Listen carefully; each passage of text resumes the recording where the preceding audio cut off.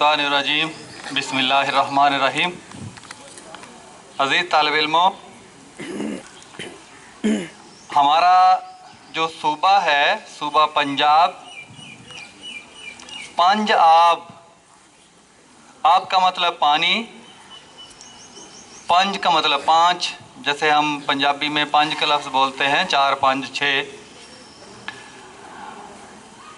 पांच दरियाओं की धरती, किसी ने किताब भी लिखी है, पंज धरती पंज दरियाई, यानी पांच दरियाओं की, पांच पानियों की धरती। और इसी मुनासबत से हमारे सूबे का नाम पंजाब पड़ा है। आबे ज़मज़म हम जानते हैं कि हमारे लिए हयात बख्श और मुतबर्रक पानी है। आबे हयात किताब का नाम भी है, किसी ने लिखी है। और आबे हयात वो फ़र्ज़ी पानी को भी कहते हैं जिसे पीकर इंसान हमेशा के लिए ज़िंदा रहता है। हकीकत में तो ऐसा कोई पानी नहीं है, लेकिन कहानियों में आबे हयात के नाम से ऐसा पानी मिलता है कि जिसे जो पीता है वो हमेशा के लिए ज़िंदा रहता है।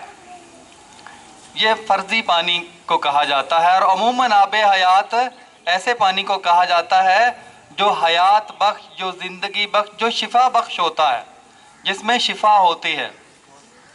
तो बहरहाल ये तो एक पस मंज़र था, लेकिन हम पढ़ने जा रहे हैं आबी चक्कर। आब का मतलब पानी, चक्कर का मतलब चक्कर, यानी पानी का चक्कर।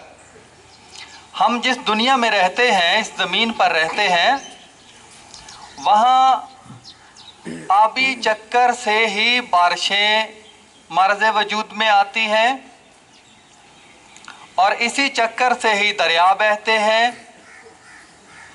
और ये चक्कर ऐसा चक्कर है पानी का जिसमें पानी अमले तबखीर के ज़रिए हवा में उड़ता है।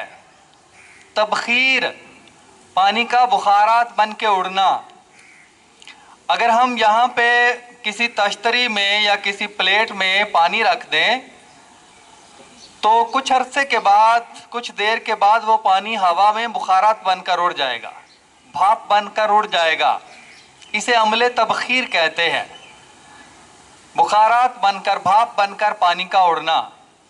और लोगों को एक मर्ज़ भी लाहक होती है, तबखीर मैदा, मैदे की तबखीर।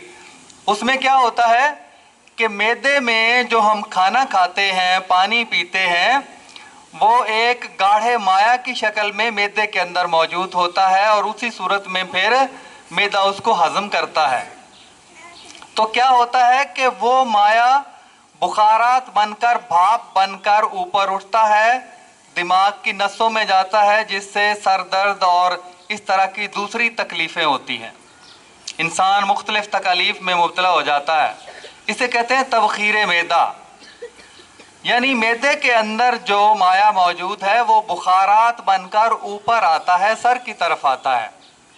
तो कहने का मतलब है कि बुखारात का मतलब होता है, तबखीर का मतलब होता है पानी का बुखारात बनकर ऊपर उठना। तो जो आबी चक्कर है वो भी बुखारात के ज़रिए समंदर का पानी ऊपर उठता है। समंदर के पानी के ऊपर धूप पड़ती है, पानी गर्म होता है, ऊपर की सतह का जो पानी है वो पहले गर्म होता है और पानी के जो सालमात हैं, बुखारात हैं, वो भाप बनकर ऊपर उठते हैं।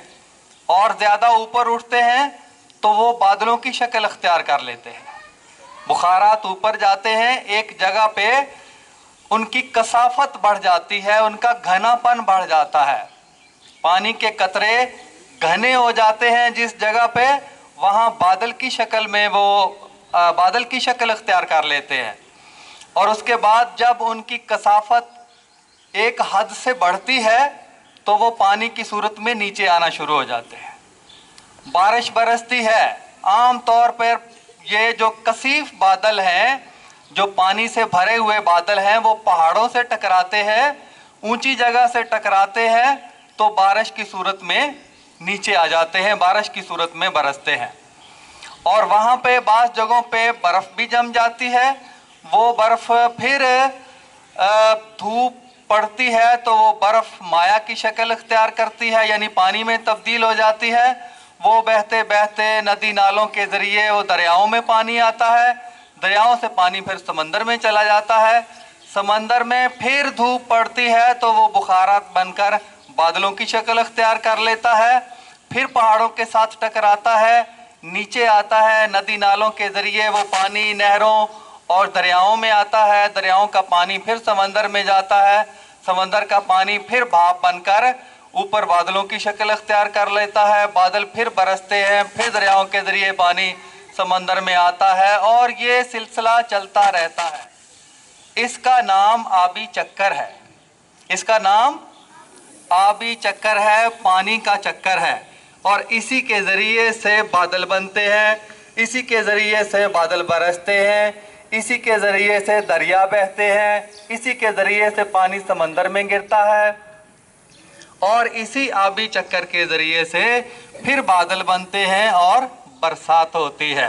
तो अज़ीज़ बच्चों, मेरी अल्लाह से दुआ है कि अल्लाह ताला हमें मुख्तलिफ़ उलूम व फ़नून को समझ कर पढ़ने की तौफ़ीक़ अता फ़रमाए। व मा अलैना इल्लल बलागुल मुबीन।